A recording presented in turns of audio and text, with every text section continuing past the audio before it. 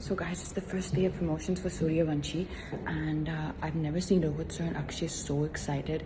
They are raring to go. They're full of energy. They're just like so excited. I mean, just look at them.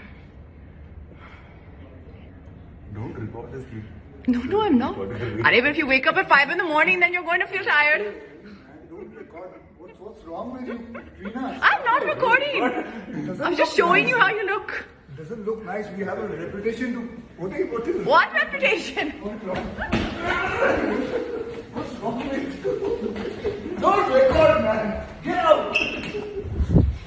So since the house help are also practicing self-isolation, me and Izzy have decided to take turns to do the washing up. So I thought I'd do a little refresher tutorial for those of us who have forgotten a bit. So first I was deciding, should I lather each bowl, rinse it and put it in the rack? But then I decided there's a better way to do it. Just fill up the sink, put all the dishes inside, okay? And then turn off the water so you don't waste water also. Then lather all of them and then put them back here and then rinse them off. Got it.